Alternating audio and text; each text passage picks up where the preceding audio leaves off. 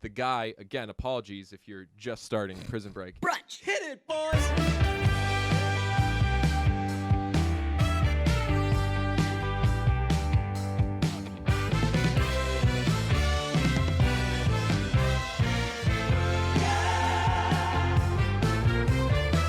Have another cancelable song. Not cancelable, but a song that we knew was inappropriate. Go on. Was bumping some ABBA the other day, as you do. I don't like where this is going.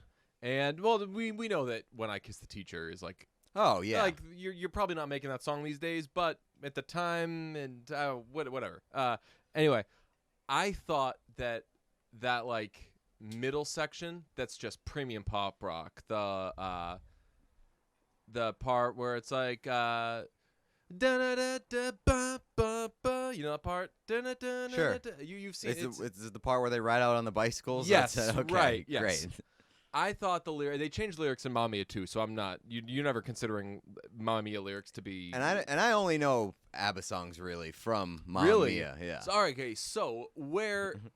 I need context clues. Okay. So the "What a Mad Day" and "Now I See Everything in a Different Light," not the real lyrics, but that part for you, I always thought was "What a Mistake." Gonna tell him I dream of him every night, which, like, what a mistake at least says, I understand this is an inappropriate song. Mm-hmm. Saw the lyrics the other day because now streaming services will tell you what the lyrics are as the song's playing. She says, one of these days, gonna tell him I dream of him every night. So really doubling down. Then just got me thinking about, like, man, like, what a long way the world has come where go from that song to, like, a teacher series where it's I was just gonna ask. serious as fuck. Like, this is not you don't sing or joke about this stuff. I was gonna say, you think it would have been too on the nose if they played that song in a teacher? That would have been. I mean, I legitimately did think about this the other day, like how insane it would be if it seems like you don't know the song too well, so I don't want to, like, get too in the weeds, but it would be shocking if an episode of a teacher ended and like the credits came up and you just hear, like, the, like, strumming of the guitar and you're like, wait, this can't be isn't right. I mean, the lyrics come in pretty quick on that song. She gets right into "Everybody Screamed When I Kissed the Teacher." Luckily, a teacher, the series, only played LCD Sound System. That's right. Over and over and over again. How many shows or how many things have we watched? Uncut Gems, definitely one of them, where when you watch it, you're like, this is good. I will never watch this again. Yeah, I mean, A teacher is so, just because the subject matter is so firmly in that category. I don't know though. Like there were Would rewatch Matt scenes. Sucks to say, but like there were a lot of funny things in that series. Would rewatch. Yeah. Matt stuff. His friends seem cool. Yeah, we always wanted the Matt spinoff. Maybe you could edit it down. Like, do you ever seen the movie The Wood? No. Great movie, but it's three friends, and it just keeps cutting back between, like, when they met when they were in probably high school to now they're adults and they're getting married, and it's like the morning of one of their weddings, and they're talking, and now they're adults, and now they have all these adult problems. When that movie came out, my friends and I would bang out that movie in, like, 40 minutes because we would always fast forward through the adult stuff. Who cares about what they're like when they're adults? When they're kids, they're funny, and they're, like, running around getting into trouble, getting beat up. Just like revisionist history of the. Just, like, cut out, like, the who cares about the adult parts. Okay. We're all gonna live that at some point, and that's boring, and get out of here. So if there was, like, an edited version of a teacher, Director's cut. It's just director's Matt. cut that cut out every horrifying inappropriate part, and it was just about a guy that wants to rock. That might be a good YouTube video for us to make and put on the brunch channel. A teacher minus a teacher. That would, I feel like you could get more eyeballs on that. Like, a teacher has got to be rated what? TVMA? Yeah. If it's just Matt, and we don't necessarily know what songs they're singing, but assuming they're playing relatively appropriate songs, not singing about what's going on in their personal lives, not singing about things they're maybe finding out about loved ones, you could make that Y7? Yeah, yeah. I also feel like there's a high chance of revisiting a teacher down the road, just like because of the fact in 3 to 5 years it might feel like a fever dream, and you'll, like, have to check to see if that actually happened. Yeah, I love that. Did Did this ever exist? Did we watch this? Is this a real thing? Or did we just make that up as part of the brunch universe? Don't hate that idea. One day, when Dog Court has won its 4th Emmy. Yeah, Emmy. Yeah, I was gonna say Oscar. No, I was like, nah. Maybe the Emmys first. Yeah. Let's work on that first, and then when the feature film adaptation comes out, then you're talking Oscar category. What do you get for what are the book awards? You get like a Caldecott medal, but what are the book awards? Because we could Publishers Clearinghouse, make it into a book afterwards after its success. Scholastic Book Fair Award. Yes, a la Once Upon a Time in Hollywood, which we both started reading. How Well, deep are you? I think that was like the coolest thing that's happened to me this week. I know it's only Tuesday or Wednesday right now, but you were like, "Hey, I'm going to Dunkin's. You want me to grab you a coffee?" And I was like, "Yeah, none of that cheap break room shit." Because that's a line in like the first chapter of the Once Upon a Time in Hollywood book, and I really took like a shot in the dark that you maybe started reading the book, and then you came back with like the follow-up line to that, and I was like, You're gonna have to give me some cigars then. What a cool thing. What a cool share That was moment. very cool. We're so deep into the written version of Once Upon a Time in Hollywood that we are exchanging the minor details shared between characters that don't matter. This is Schwartz and a guy in the same building. So Schwartz matters. I mean, like, this is a conversation between, well, like a scene between him and Rick Dalton. Right. So he's doing this to impress Rick Dalton, who, let's be real, in this chapter does Sad not sack. need impressing. No. He needs more cheering up. Mhm. I don't think he's paying attention to what kind of coffee Schwartz is doing or the fact that he has nice cigars, which is intimated or implied by his secretary coming back and saying, yeah, you're going to have some of his nice coffee, but you got to have you got to give him some cigars. Would you rather be the nice coffee guy or the nice cigars guy? Nice coffee guy. Definitely nice coffee guy. Yeah. I can't really do cigars anymore. Did you ever do cigars? Yeah, like every once in a while, and then like you always wake up the next morning and you're like, "Fuck, why did I have a cigar?" It's worse It than ruins your week. You smell like cigars for the rest of the week. No offense to cigar smokers, but there's no worse. Like I would rather be hungover from booze than have the I smoked a cigar yesterday feeling. Also, I feel like smoking a cigar is sort of like playing cornhole in a way, where like oh it's yeah, very fun at fun. the beginning, and then like 10 minutes into it, you're like, I wish this was over. Yeah. When was the last time you played cornhole? Like a day ago. Oh, I played at a party at the 4th of July party. When I realized that cornhole is fun for a little bit and then you're stuck doing it.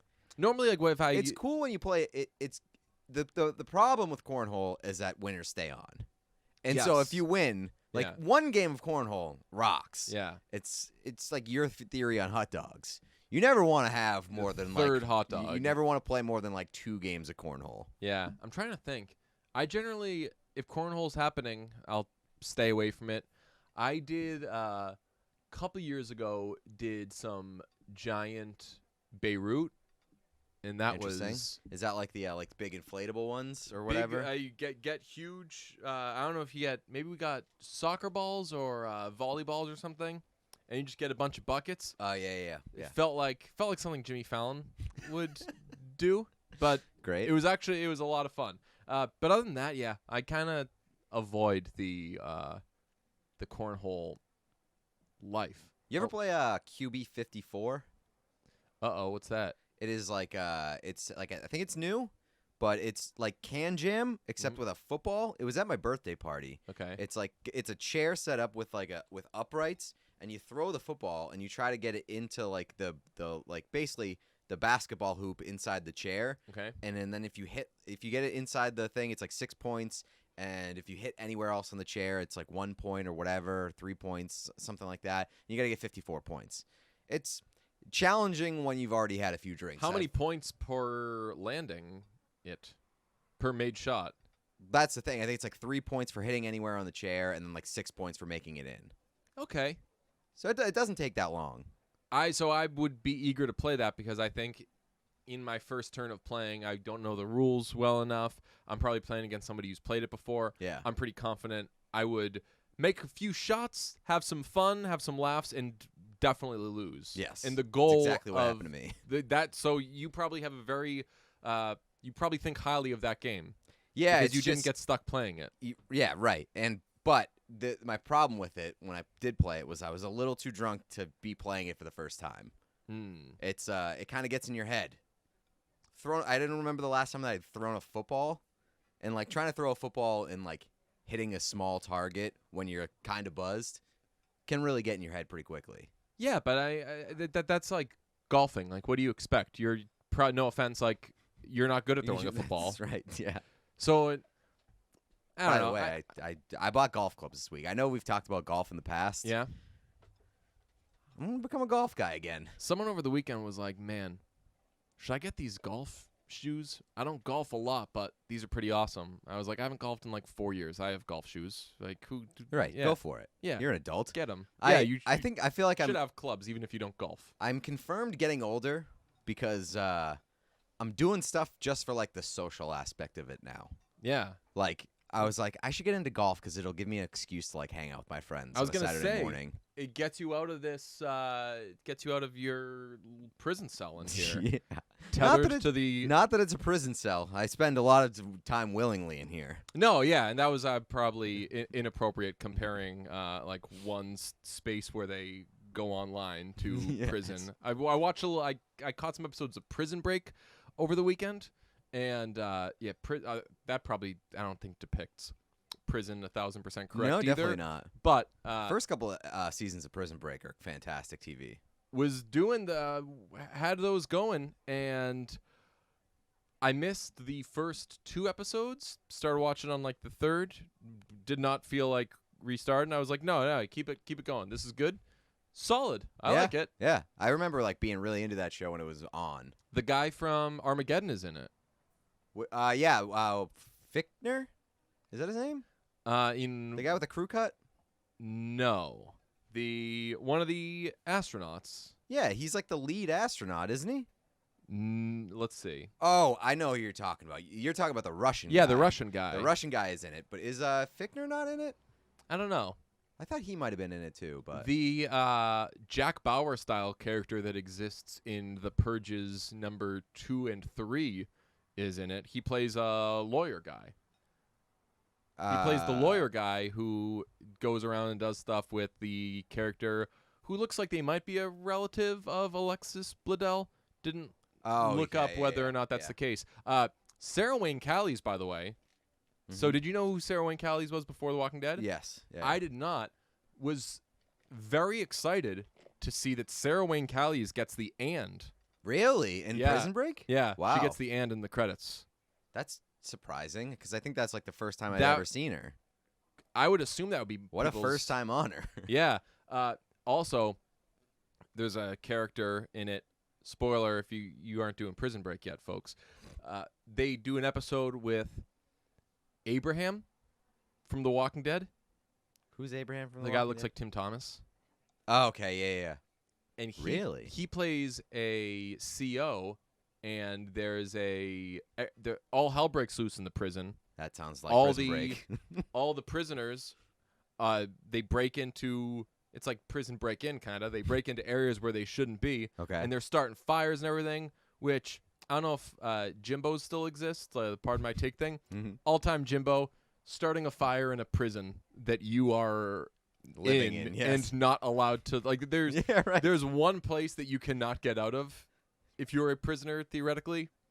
Starting a fire in that building is, I would say, a Jimbo. That is a good call. That happens. I feel like that happens a lot in prison movies where they like set fire to do it. A lot of the time it's for distraction. Yeah. But it's like, hey, can you create a distraction without setting your home on fire?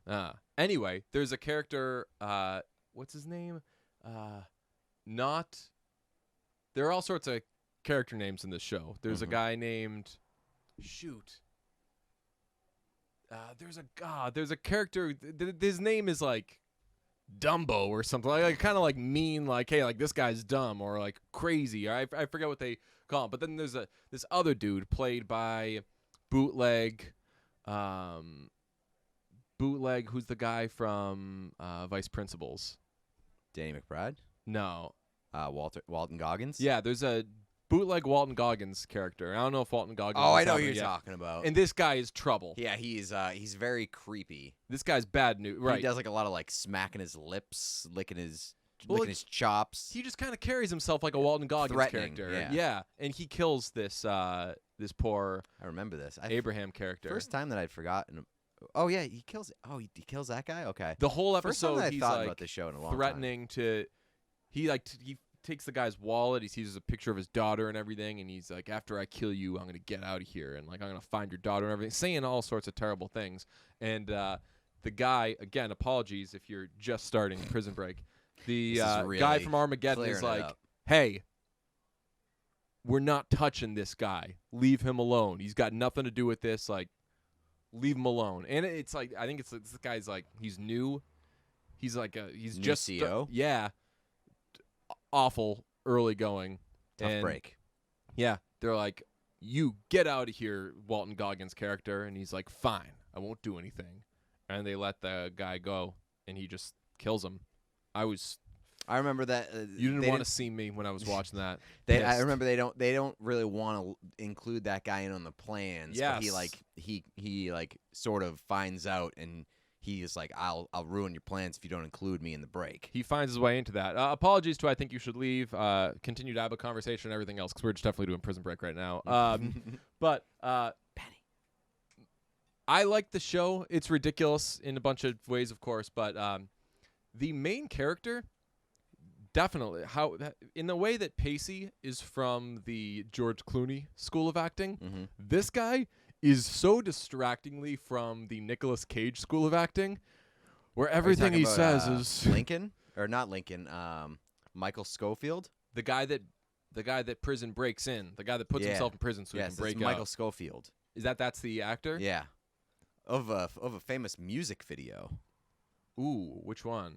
I don't remember. I think it's a Mariah Carey music video. Pete's internet is down, by the way. I can't believe we haven't said it yet. But this episode is being done in the dark because Pete's internet is down, so we can't really look anything up. We can. We'd have to go on use data, which I'll never understand. Not a big data guy. Yeah, you stay away from data. No, just like information, yeah, but like on my phone data, true. Of course, yeah. If you need it. I believe that he was in a Mariah Carey video, and it was like notably steamy. Ooh, a steamy makeout, maybe. Yeah. Were they getting cozy? Yeah, I remember them being on she might be in like a wedding dress, and he comes up like the stairs in a suit and a tuxedo, and they have like, I don't know. I just like remember a wedding? Do they have, or it might be a wedding? It might be like a runaway bride type situation. I was gonna say, now typically he should be standing there, and then she comes in a wedding dress. Historically, well, no, that's not how it works because he's gay in this music video or IRL. Yeah. Okay, yeah, but not in the music video. They do like a steamy thing. Yes, interesting. Anyway, he does a lot of. I believe his name is Wentworth Miller. In real life show? In real life. Okay. But Michael Schofield is the character? Yeah. Gotcha. If you went back and watched, I'm sure you would observe he does a lot of well, if you look at the schematics of a wall, blah blah, and like everything is, I am giving you this information. I'm smarter than you. It's so it has the inflection, energy, mannerisms of Nicolas Cage, which not sure if that's the school that you want to go to. Right, yeah, no offense to Nicolas Cage. I don't know if anyone's like dying to be a Nicolas Cage. Right. Nicolas Cage. Don't you just love Nicolas Cage's delivery? Nicolas Cage has somehow succeeded despite all his Nicolas Cage-isms. Right.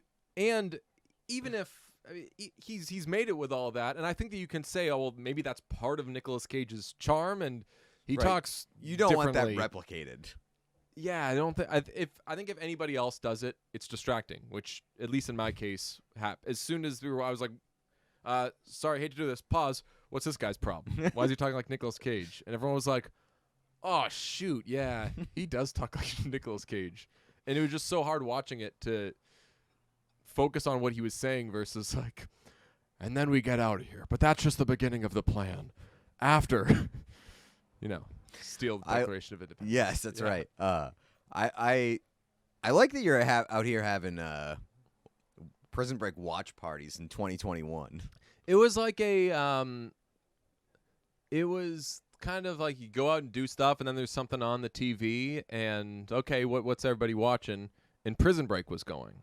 You never had that. Yeah. Usually, often it's often it's not something that it's not like a drama. Yeah. You right. typically would just put on like Seinfeld. The Office Yeah. or whatever. But I knocked out a few episodes of Prison Break, and I think I'm in. Huge show update. Somebody tweeted us, not on the internet, so can't see who, but we did save it. Per our request, someone tweeted us a screen grab of page 232 of, is it called Spielberg, the biography? Some biography Something like of that. Spielberg. We wanted page 232 because that was the page on which the story of Dick Richards being fired from the 1970 1970s. 1975. That was 1975? Yeah. I look at 75 through 77 as like this pristine era in pop culture because a comical amount of insane stuff came out during there. And I always I'll hear like a great album, and I'll be like, when did this come out? And it'll be another one. It's insane. So I shouldn't be surprised that this came out in 1975.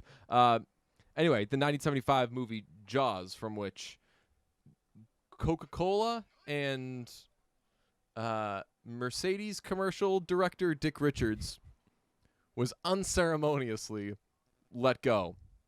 We did this on the regular episode and the We Patreon sure did. episode. Yeah, we covered it was both ways. like the meat of last week. Both of them. Yes. I love when one topic can span like way more episodes than it should. You worthy. had a great tweet about this week, where it was like, what would you do with $200 million in any director of your choosing? And you're like, make the whale in a shark movie. Yeah, what would your favorite filmmaker do with $200,000 or something? Something like that. Call the whale a shark. So on the Wikipedia page, if you're not a Patreon listener, on the Wikipedia page it just says Spielberg was brought in to direct Jaws after its director Dick Richards was let go for calling the shark a whale. And we had so many questions about that, and you couldn't really find it because when you went to the citation on the bottom, it said Just the like book. page 232. So we needed You need a reference point. we needed a screen grab of that book. We got it. Thank you very much to whoever delivered that. Yeah. I think it was Julie. I could be Okay. wrong, but if it not, Appreciate. thanks, Julie. Yeah. Didn't answer a lot of questions, but was way better than I had imagined. It at least answered the question of how was he doing it and to whom, because we didn't know if he was saying like, okay, now Richard, come over here. Richard Dreyfuss, not Richards. Richard, come over here. Now, when you see the whale, I want you to do that. Like, is he saying to people on the set that this is a whale, or did he meet with people and say, hey, here's my plan for this whale movie, and they're like, can you say that again? And he's like, the whale movie. And then they're like, okay, we have to fire this guy. We at least got that answer. The biggest thing that it answered was how deep into the process they were when they fired him. And it was early on. Here's an excerpt from page 232 of the Steven Spielberg book. Part of the deal, if we were to buy this book, was that it would be much appreciated if we took an IFA director, Zanuck recalls. We had a gentleman's agreement with Mike Medavoy, Spielberg's former agent, then head of the motion picture department of IFA. If you don't know any of these names other than Spielberg, that's cool, because neither do we. They came up with several names. We went back to New York to meet with Benchley, and we brought this director, Richards, with us to lunch at 21. The director kept referring to this thing as, quote, the whale. After he'd done it 3 times, I said, for God's sake, this is a fucking shark. As we walked back to the office after this disastrous lunch, I said to Mr. Brown, we gotta renege. No way this guy who thinks a shark is a whale is going to direct this picture. Full pause. The greatest quote ever. I called Mike. It was a tough call. Mike said, this is a big renege. I'm going to lose the client. I said, your client should know the difference between a whale and a shark. I can't go out to sea with this man. And the next graph is like, go out to sea with this man. I can't go out to sea with this man. And the next graph is like, the next graph is like Spielberg was lightly interested in the project, blah, blah, blah. And they just move on to like, okay, now Spielberg's doing this movie. Mm-hmm. Even this book, I feel, spent too little time. Yeah. Maybe still leaving room for us to do a little more detective work. But we did find out that like Dick Richards was the hot shit. Yeah. That was like attached to the project, and then Spielberg was like the new up and coming guy that they were excited about, but very much pretty green. Yeah. I want to go to 21 in New York. And I mean, what do we have to do? Let's do like a narrative podcast, just so you know, like people do like true crime podcasts or whatever. We should do like full episodes where we script it out. We do like a lot of field recordings, and it's us going up to like the hostess at right, 21 exactly. and being like, "Hey, I asked we'd someone like at the 21. Table, we'd like the table where Dick Richards constantly referred to the shark as a whale." Exactly. Or ask the current owner of 21, like, what was your experience with Dick Richards, if at all? What types of meetings have taken place here? Have you heard stories of, oh, so-and-so was here?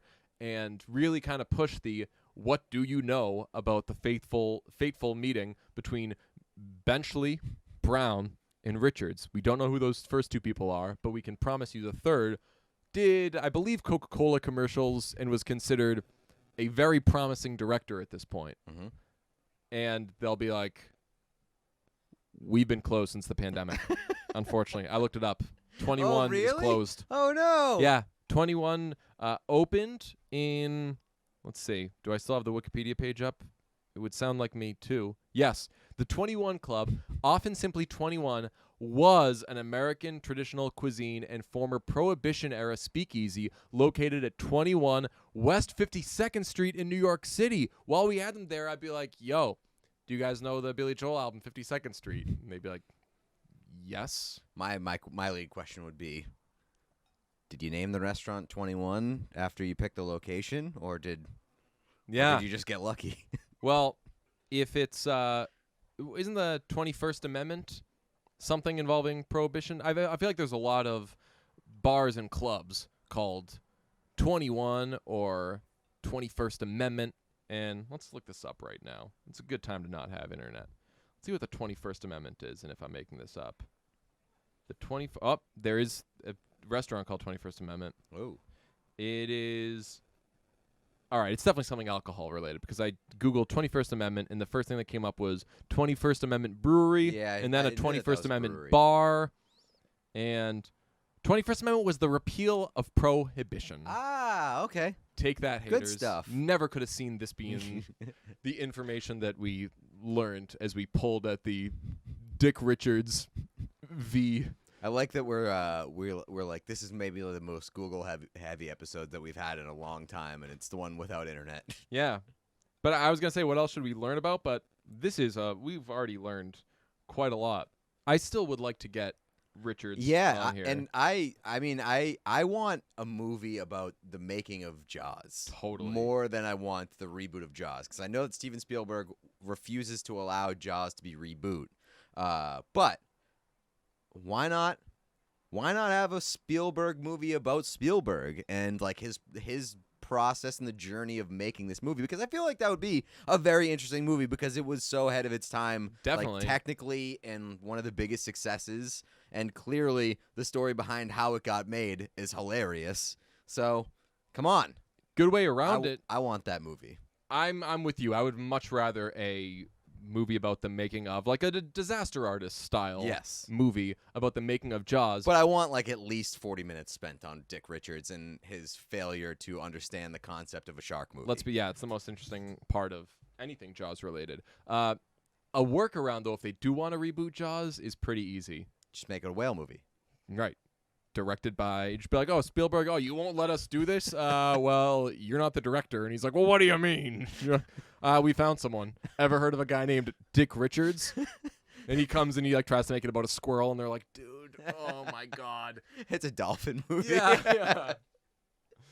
He makes like some weird like Free Willy style movie, not with a whale. It's a dolphin. That'd be great. Well, you know what everybody said about Dick Richards. Said he's He's an an actor's actor's director. That's right. So Yeah, you could bring he's in. just playing to the crowd. You have your pick of anybody. But I bet a lot of people are like Shia LaBeouf hears that he's got the opportunity to work with Dick Richards. He's probably really excited about it. Probably. Do you think that Ben Well, Affleck? especially because Shia LaBeouf was blacklisted by Steven Spielberg. Oh, right. I feel like I don't know that story, and you've told me once upon. I Yeah. remember that being like a big story. Yeah, but I kind of missed it. He was in the Indiana Jones, the latest Indiana Jones with Harrison Ford, and he was like the young prodigy of Indiana Jones, and they was supposed to like transition to him being the guy. And like after they made the movie, Shia LaBeouf was like, "This movie sucks." Ooh, He was like, "I really didn't like this movie at all." And Affleck Armageddon commentary style. Yeah, and Steven Spielberg did not take kindly to that, and kind of had him blacklisted from Hollywood. Okay. From all like major projects. All right. I'll have to look up what Shia LaBeouf said and whether it was disrespectful to specific people or if it was just hey, this was a weird one. I don't think I did great, but whatever, live and learn. I'm guessing by Spielberg's reaction, it was probably more like being mean and shitting on the project. I don't know. I would have to look it up and get all the context of it. But We've hit our limit for Googling, by the way, today. True. We can't get this That's information. Spielberg though does seem overly petty and annoying about certain things, specifically the Netflix thing, which, by the way, he has signed a streaming deal. What's Spielberg's relationship with Netflix? He was like, there's absolutely no fucking way that any movie made and released via a streaming platform should ever be nominated for like an Oscar. Yeah, Spielberg seems like a guy who would care a lot about Oscars. Because, like, he's the Oscar Yeah, guy. right. If I started winning, like, a bunch of specific awards, I'd be like, oh, this is the most important award in the world. You're because right. It's given to me. Right. I don't know. Then maybe, like, I bet, based on what we've heard so far, I would say Richards is probably a cooler hang than Spielberg. Probably. And being a cool hang isn't the most important thing. I mean, Spielberg does incredible work, but I've not seen him described as an actor's director. Yeah, that's true. And the coolest thing that I know about Spielberg is that he had a book written about him in which Dick Richards came away looking like the coolest guy. Yeah, I like that we've just turned this towards like us having a lot of questions about Dick Richards to being like, we've talked about him so much at this point that he's our like best one friend. of us now, and we like Dick Richards. Friend of the podcast, whether he knows it or not. Oh, Dick Richards, we got to get him. I don't know how old he is. It doesn't say how old he is on his Wikipedia page. All it does is say that he's known as a storyteller and actor's director. I feel like we should do like one of those podcasts where it's Where like is Dick yeah, Richards? right. Yeah, like trying to find Dick Richards. And like you could just like look him up. He's like still doing shit. Yeah. I think we have we probably have a like an IMDb Pro subscription. Oh yeah, We could we've look had up- for years, and I don't know how much we've used it in the past year and a half. Sinking really all just that kinda Patreon taking our money. money. Yeah, sinking all that Patreon money, forwarding it to IMDb Pro essentially. But I wouldn't hate getting Dick Richards on the horn and being like, hey, look, this is what we want to discuss, and don't pull a Santa Claus on us and say I don't want to discuss my work around Christmas time. That's a I think you should leave season 2 reference. We'll get to it if we feel like it. Look, we need to talk about the Jaws thing. Do you think that they'd be like, what Jaws thing? Yeah, you'd Like, probably. We know that like he almost directed No, it. there's and no, everything, and, there's like- no way that he forgets about it because it's like one of the biggest movies ever, and like Right. he was attached to it. No, but I think But if we say we want to talk about the Jaws thing, do you think he will know they mean that I was let go for repeatedly referring to See, I the don't shark even as a know if he whale? would like consider it being let go now that I know that it was just like an introductory lunch. But like, it was like we're making this movie with you. Right. lunch. That's true. It I was don't know. I like- would like to. I would like to. I think that's the most that. That's what I want most out of a conversation with Dick Richards. Is like how much he thinks that he was involved in Jaws, and how much like he feels like that was taken away from him. Yeah, and if maybe any ideas were exchanged, because that's a tale as old as time. When, again, they went into this thinking like, This Is Our Guy and everything, Mm-hmm. where I wonder if he pitched any ideas or suggested anything. Who knows? Maybe, what if we get Richards on and he's like, yeah, we just talked briefly. Like, I put my foot in my mouth. I said a couple of wrong things.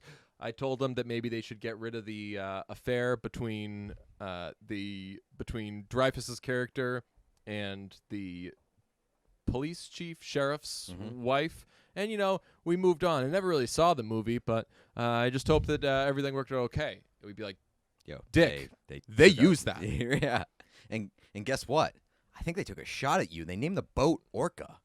Oh, that's true. What if they did do that? What if that was like Dick? What if that was like a petty dickhead Yeah. move to be like, how funny would it be if we named the boat Orca just to make fun of the guy that we fired? And then spiked the football by putting on Steven Spielberg's Wikipedia page that it was his idea to get rid of that detail. Like, Dick, are you at a computer? Do you have internet? Okay, well, ours We is don't. down. Yeah, But right. last time, and if you're asking, well, then how are you interviewing him? It's in person. That's right. We went and found. And when we say, do Dick you have Richards. internet, we mean, like, do you have a hotspot? Is that what it's called? Or Yes. remember those cards people would plug into their computer that gave them internet? Yeah. I never had one of those. Well, like those USB sticks. Yeah. I never had one of those, but like It every seemed now like and then. the coolest thing in the world. Just Yeah. being in like a car and be like, boom, got internet. Oh yeah, like ESPN Hot Shots would come around or whatever if there was like if it was a interesting game or series or whatever, and just be at lunch or whatever, and they'd just pull out their computer, plug in this thing. I was like, man, internet everywhere. That sounds very healthy and like a great thing. Let's keep moving in this direction, world. What could go wrong? So we're probably not going to get Dick Richards on the podcast, but should we at least try? Like the Yeah. Richards interview? Yeah, I mean, I think that we've got like Brought to you by Patreon. I think we've got a must limit. pay $1,000 a month to Yes. get this. I think we've got a limited window. Right. Not to be too insensitive, but Oh, you're saying we don't know how old Richards is? yes. True. I thought you were saying we don't know how much longer people are going to want to hear about this. Oh story. no, I don't care. That's Who cares not what the being taken listeners into- want? Yes, Yeah. this- We're gonna talk about this for like maybe the rest of the summer. yeah. There are 8 votes here. Pete and I have We 7 of them. Yeah, and we have like shirt ideas in play. We do have we have a very good Jaws style shirt that we want to make. Shoot, I had another Jaws type of thought. Oh, they never call him Jaws, huh? No, That's just the name of the movie. that's a good point. Yeah, they never call him Jaws. It would be funny if, like, in the second movie, we didn't watch the second one. Well, we watched Independence Day, which was That was the other second one. It was like Right. the Halloween movies where they made Right, sequels, and yeah. then like 20 years later, they were like, "We mean this is the second one." And by the way, there's another Halloween movie coming, and I could not be more thrilled about Oh, it. I think yeah. that like we are so in on Halloween, Love just the being reboot a of yearly Halloween occurrence. sequels. Yes. That's such a weird move. It's a reboot of Halloween sequels. Yes, So strange. and I just love the idea of them just calling it Halloween. Oh yeah, they're all called Halloween, right? Well, like the one that came out last year, 2 years ago, however long it was, definitely wasn't last year. 2 years ago, or 3 years ago, whatever, was just called Halloween, which is Yeah. very confusing. But it was like a super sequel. Yeah. Ends with Them definitely killing him, and then somehow he ain't dead. that's why, and I think we probably said this on one of our Jaws episodes. That's why Jaws is so much more effective than something like Halloween, where if you like shoot and stab Michael Myers like in the heart, in the face, etc., kill him every which way, and then he just like gets up and is walking slowly, you're like, well, this isn't realistic and this is stupid. But if you like they're stabbing the shark and like the shark keeps swimming, what do I know about sharks? I just Right. have to believe, okay, like you just can't stop this shark. It's funny that like the Halloween thing is keeping going, because it definitely felt like last year was like they want to like tie this up, and Yeah. Jamie Lee Curtis is back for one last ride. Mhm. Nope, Jamie Lee Curtis back again, and I love the idea of Jamie Lee Curtis just only doing Halloween movies now. Yeah. You took care of me. Yeah. I'm going to take care of you. And So, like one job a year, just Yeah. doing the same shit over and over again. I will watch all of those movies. we were talking about this off the pod about it's like Billy Joel plays one concert a month at Madison Yep. Square Garden. He just like That's lives such his a cool life, thing. stays around Logan. He checks. They probably got everything set up downstairs or something. Like press a button, He bring just all shows his gear up. Yeah. Yeah. He just, I'm sure, I don't know where he lives, but he probably lives Long Island, New York City, something like Takes that. an Uber. Yeah, just gets a car, comes over, drops in, bangs out the hits, has to transpose them. Doesn't really sound quite like he used to. Honestly, I've kind of retired from Billy Joel concerts for that reason. But once a month, just do, and how much money do you think he's pulling in? So much money. And he gets a banner. Yeah, that's right. Yeah. Don't they keep updating it too? Yeah. It's like Billy Joel has played here this many times. Yeah. I love that. Their banner budget must be fucking crazy. Yeah. God knows none of their sports teams are winning anything. Oh my God, we've talked about how I always wanted the the cardboard cutouts and the posters from when like an album was coming out. It'd be like Radiohead, Hail to the Thief, and there'd be like the poster there. At some point, that album's not new anymore. That's true. And they're taking it down. Where's it going? I always wanted like the Limp Bizkit ones and everything. It would be sick to get one of the Billy Joel has played here 401 times. I feel like it's probably the same banner, but they just like replace the number maybe, True. like the small little because from that far away, you're not going to notice the Yeah. discrepancy in like the integrity of the fabric. Right. Oh man, that would be sick though. just give me one of the old numbers. Yeah, I think the first time I noticed that was at I think it was called Wells Fargo at the time, but where the Flyers play, because the Flyers have a like Billy Joel's played here a bunch of times flag, which Well, the Kings famously have the Taylor Swift banner. really, Yeah, the What's LA that? Kings have like Taylor Taylor Swift Swift has here? played sold out Staples Center more than like any other artist or something. I love that so much. It's so weird. Especially for it's one thing if Madison Square Garden where like Billy Joel's from Long Island, so maybe I guess the Coliseum would be more appropriate. The Coliseum also has a Billy Joel banner. That could be another podcast. Stadium or arenas with I was gonna say like artist specific banners, but I actually think that it'd be more up my alley to just do arenas with Billy Joel banners. And we call around and we're like, yeah, it turns out it was just the three we mentioned, like Philadelphia, the New York ones, and that's it. Pitched the idea to a couple of other arenas. They offered to forward me to a season ticket holder liaison. I don't think they totally understood what we were going for, but they were very nice. They thought we worked for Billy Joel, but we had to clarify. Nope, we're just Podcast. guys off the street. Yeah. Yeah, though. That's a random one. Taylor Swift in And LA. I mean, like, the best part about it is that Kings fans complained so much that they ended up hanging like a sheet over the banner Really? every time the Kings played. Really? Yeah, so stupid. It was one of the stupidest stories of like the past 3 years in hockey, I mean, which is saying a lot.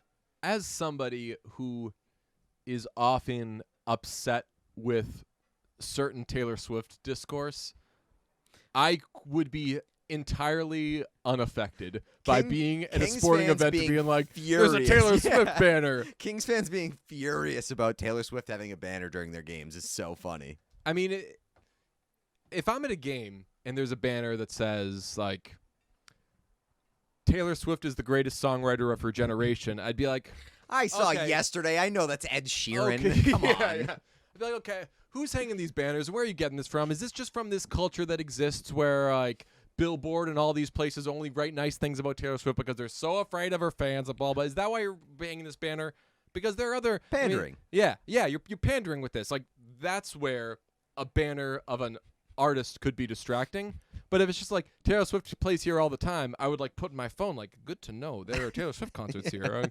Let me know when the next one is. I'll be there. Yeah. I would love if she focused more on Lover from her new stuff, kind of skipped the folks news stuff, but I'll be down for a lot of the stuff off of Evermore. Tell you that. I guess either way it leads to me having a lot Really of... weird that you're still like very in on Evermore, but not Folklore. I'm not very on Evermore, but like I enjoy...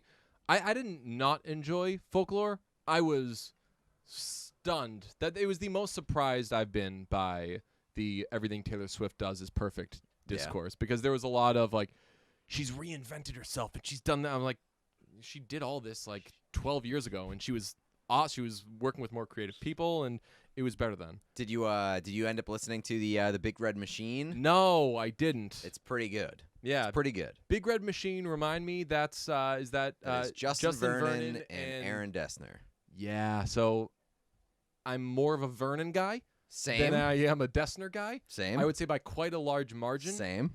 I would say in your case it's even bigger because I'm a Vernon fan. You're a huge Vernon fan, and I think both of us have between an indifference to a light confusion as to why he is so beloved with Aaron Dessner, right? Oh, like why they love each other so much, or no, why? Like my thoughts on Aaron Dessner is like good for him, okay, that money, but I'm confused well, by. I mean, I'm not confused. Why. I just know that like people love the National. Like So that's what I'm confused by. same, yeah. As an attendee of not one but two, I'm the confused National by the performances. National as a group. I'm not confused as why Aaron Dessner is like held as this big music guy, because I know that people love the National. Yeah. I don't understand why, but whatever.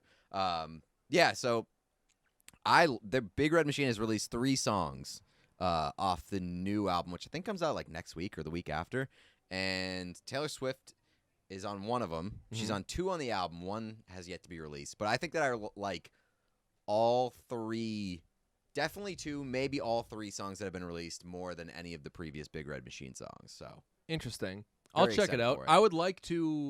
I'd like to dig this, and then maybe that can be. It's always fun to kind of like backdoor your way into fandom. Maybe like for the National? Yeah, maybe I hear this and I'm like, this is the best song, and someone's like, oh, if you like this song, check out this National song, and then before you know it, I'm kind of tricked into liking the National because I also don't like being Elaine with the English Patient. You know, like Yeah. I want to enjoy the English Patient.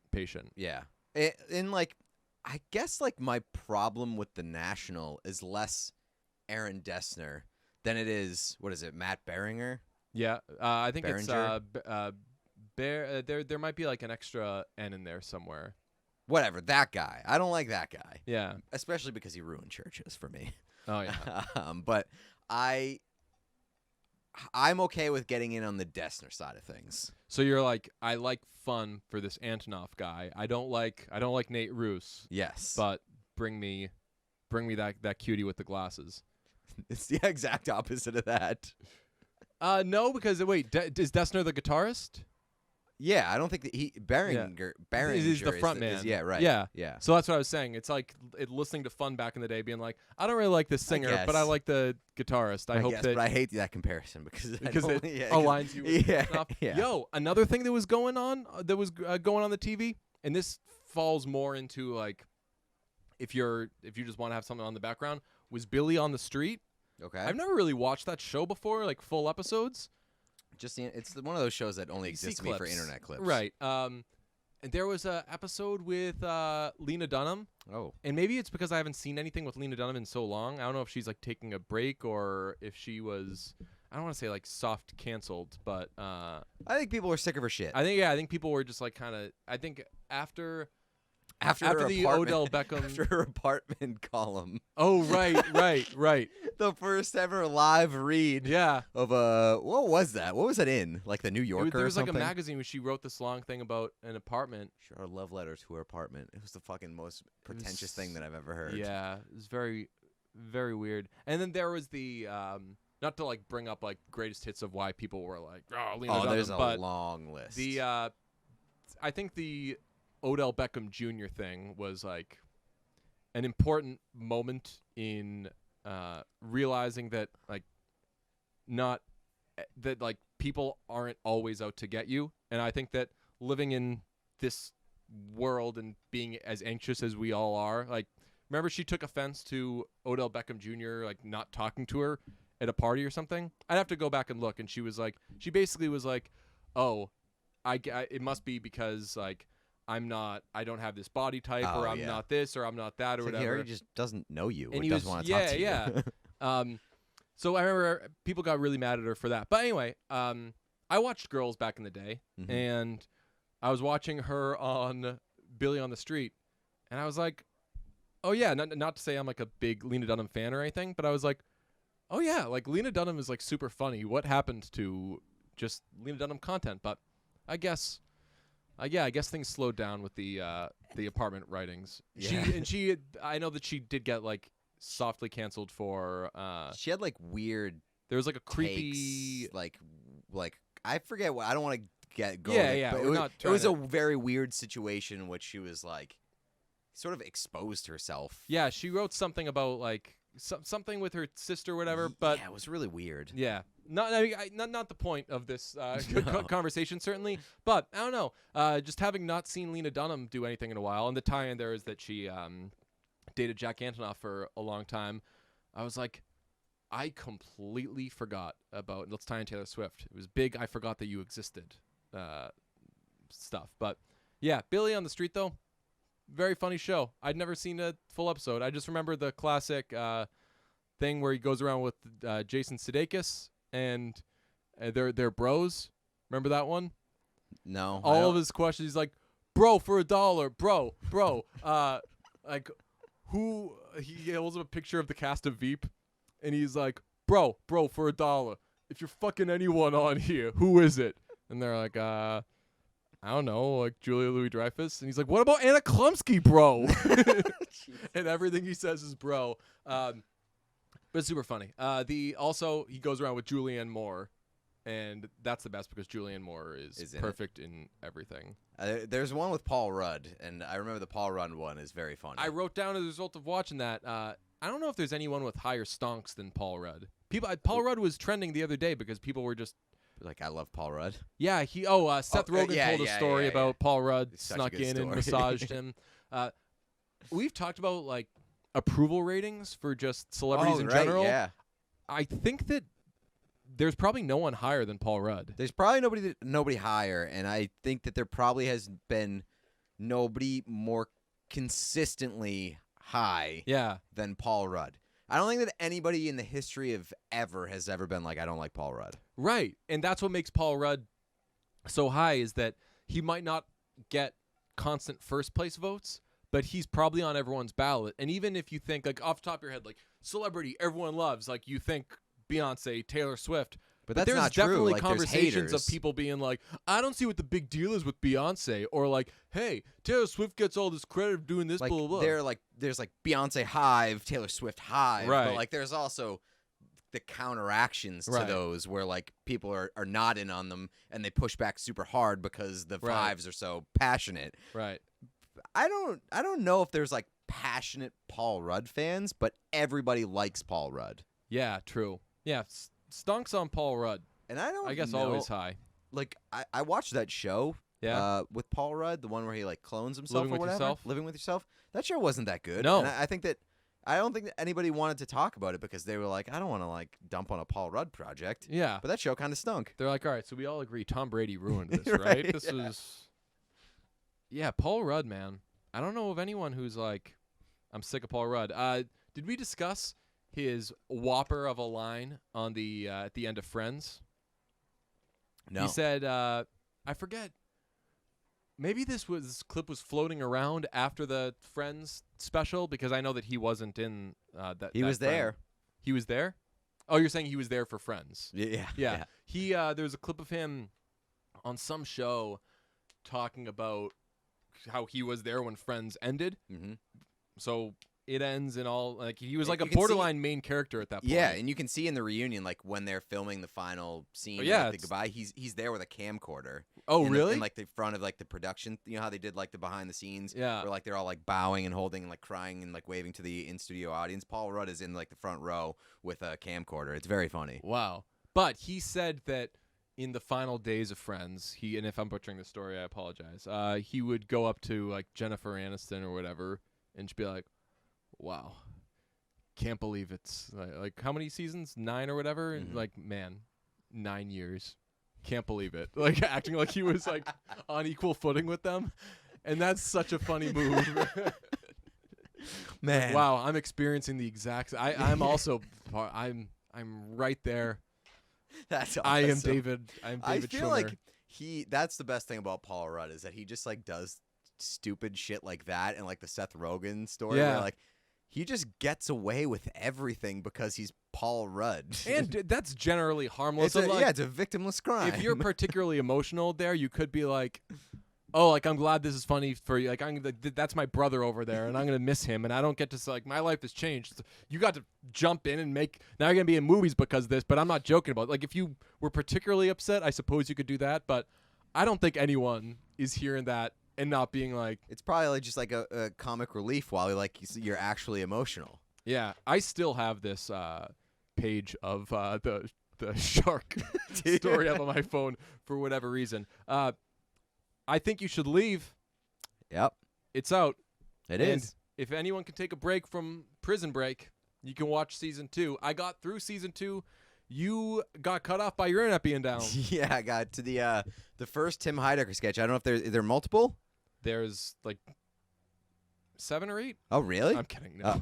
How many are there? No, there's, I believe, just one. Oh, just one? Well, I got to the one Tim Heidecker sketch but got date? halfway through it. Yeah, the date at the Galactic Cafe or whatever it is. And got halfway through it. My internet went down. So however much is left after that, I haven't seen.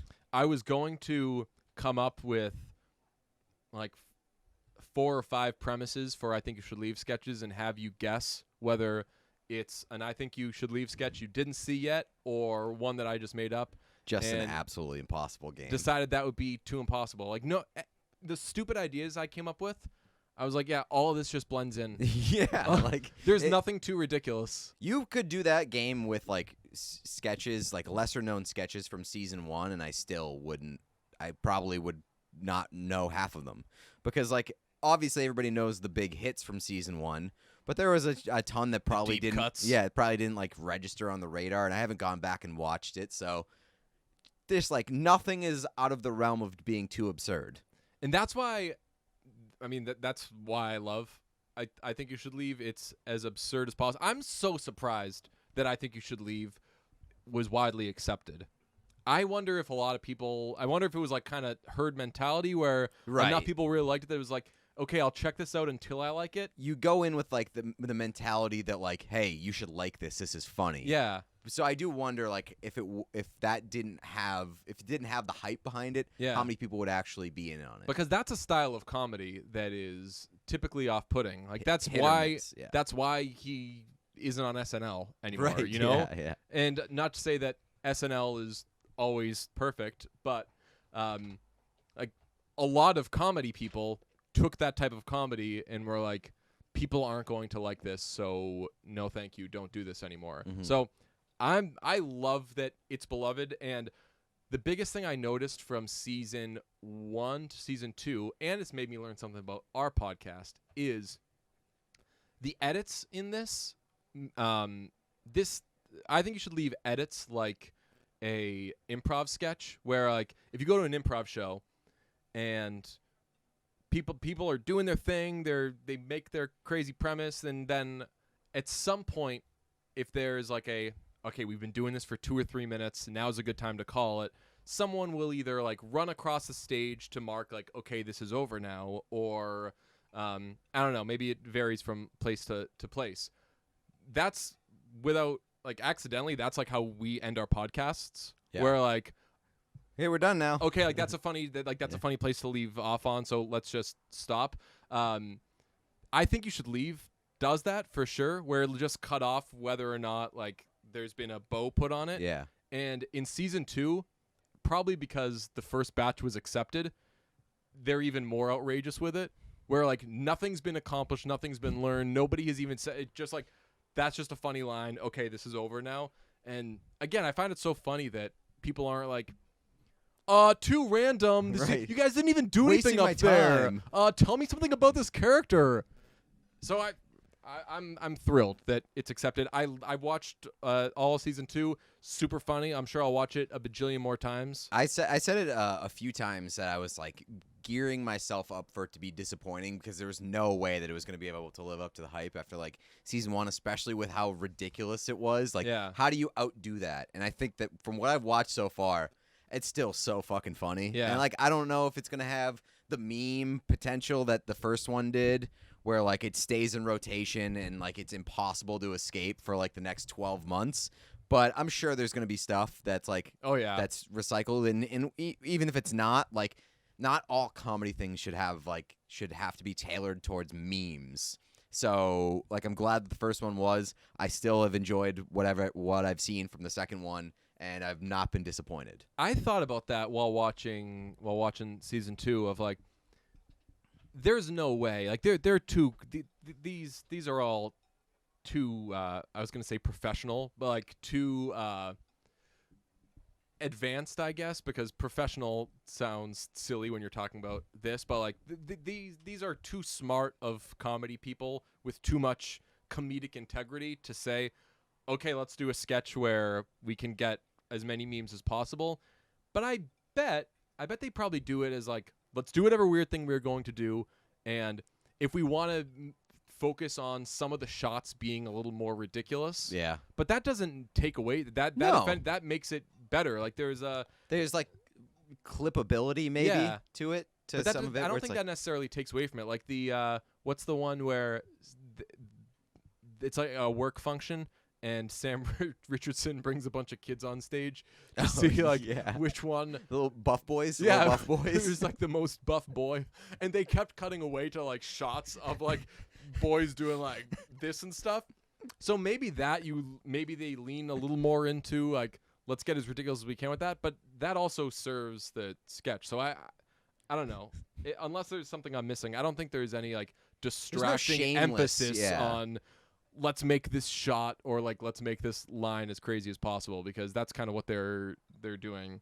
Anyway, my favorite, let's see, I wrote down the first big laugh I got was in the coffin flop one. Oh my god, the Where he's coffin like- flops. Was it the second sketch of the Yeah. fucking extension? I was like, this is going on for so long. Yeah, when he's saying, my first big laugh was when he's saying, and people say, "Oh, you just put a bunch of like bodies in, and you made it so."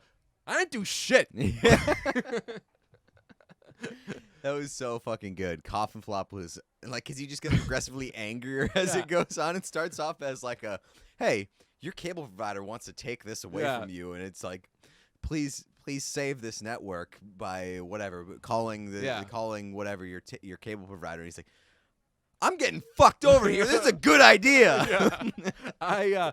I guess it's kind of like how we do our podcast. We're like, okay, this is what we're talking about, and then like, all right, we're actually using it to get to this tiny little point that we want to make and stretch out for as long as possible. That some of these sketches are kind of like adjacent or relatives to sketches in the first one. Like this was definitely the season 2 version of Has This Ever Happened to You? Yeah. And that's fine because both of them are hilarious. I loved Carl Havoc. Carl Havoc was very, very. The steering into he's like suicidal all of a sudden was. There was I was like, oh man. there was a lot of like there were a lot of like suicide references in this Yeah. season, which kind of surprised me.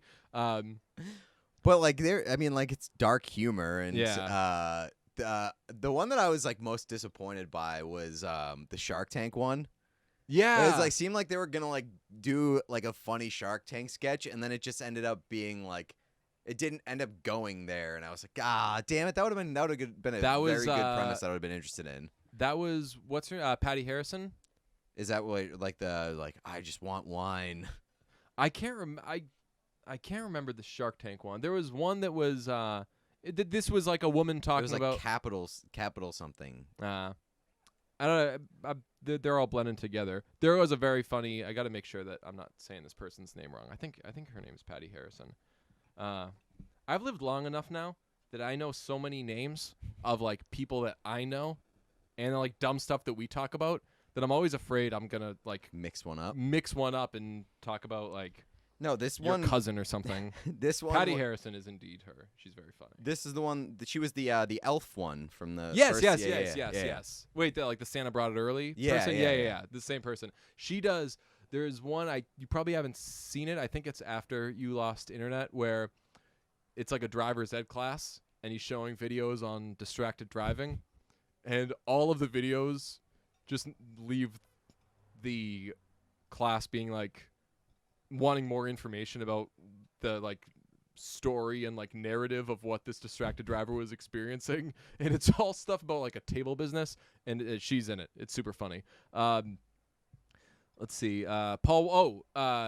Very strong group of guests. A lot of the same, a lot of the regulars from season 1, but Paul Walter Hauser. Paul Walter Hauser. That sketch was very funny. That was also just absolute goals. Couple of guys hanging out, playing cards, making immature your wife jokes, and then adult sleepover. Yeah, adult sleepover for his birthday. That did have everything. They were like, "What?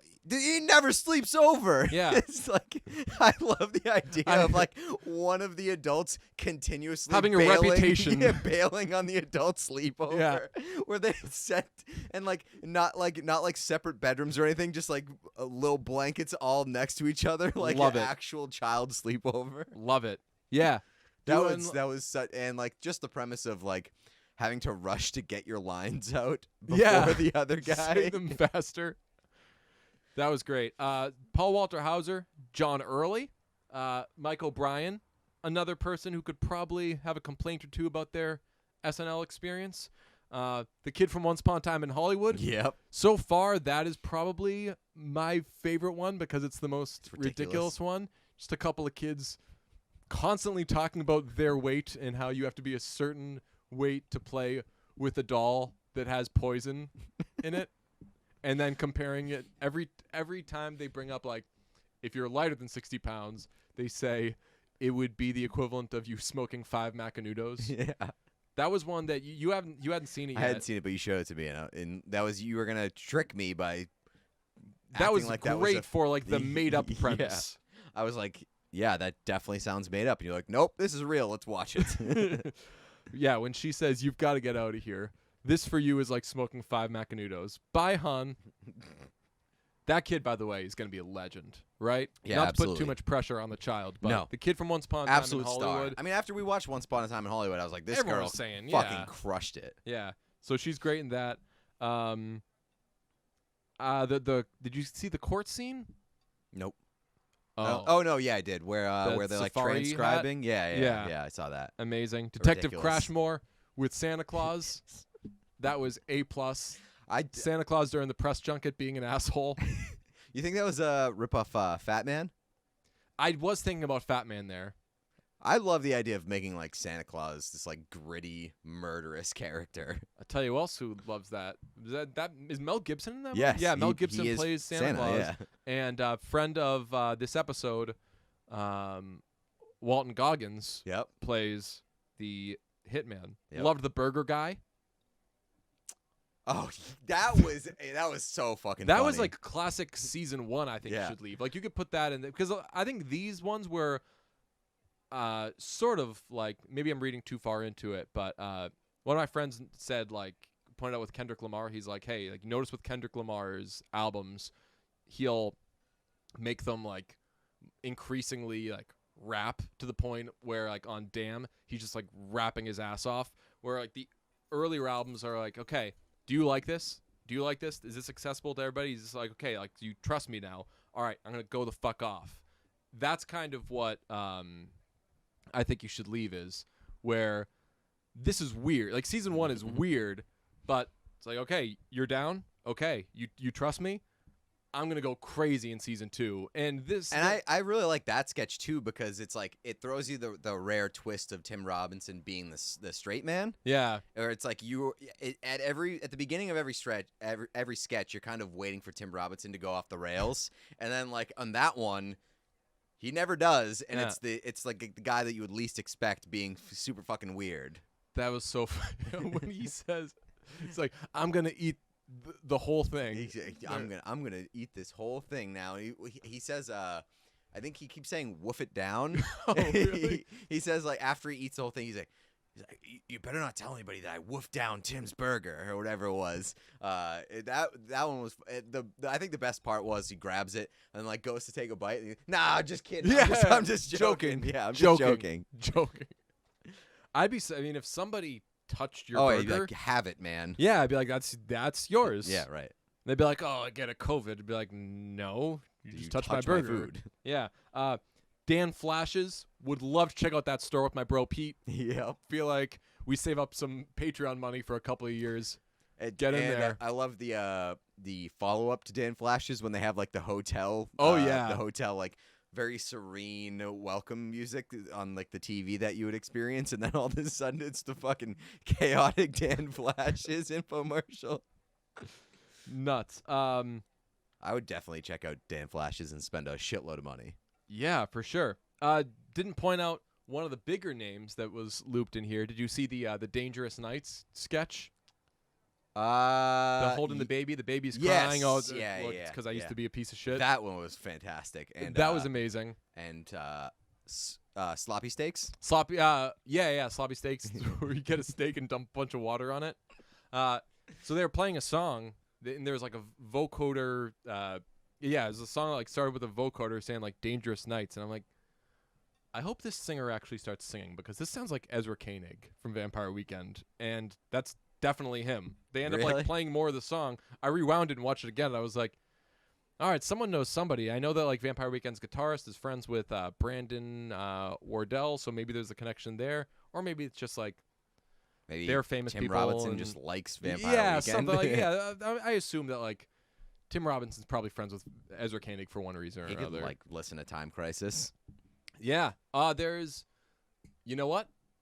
Tim Heidecker has been on Time Crisis a couple of times, so maybe there's a connection there. But it's just like you guys Everybody are celebrities. knows everybody. You're all dating each other or something. Getting cozy. Yeah, you're all doing Getting steamy. steamy. Yeah. They all have their steamy lives together. But so it's like not surprising that they would get a like a famous artist to do this like 30-second weird song. Ezra Koenig, like probably the weird on, like, shit. I bet that he was very excited to get that ask, or maybe even hit him up and was like, "Hey, I've been working on this song. It's not going anywhere, but I do have like 35 good seconds, and the words are like Dangerous Nights. If you want to make a sketch that would need a song called Dangerous Nights." I think we should stop being surprised about people like being in on I Think You Should Leave, because like I know Steve Yen was in season 1. Yeah, yeah.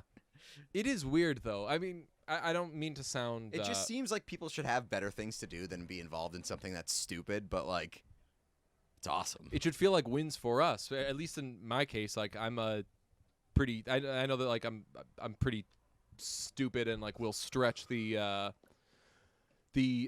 boundaries of like silliness or whatever. But like people appreciate stupid stuff. Yeah, I mean clearly with this. But I mean I watched this similar to how I watched the Tim Heidecker stand-up special, and I'm like, oh, I tweeted that last week.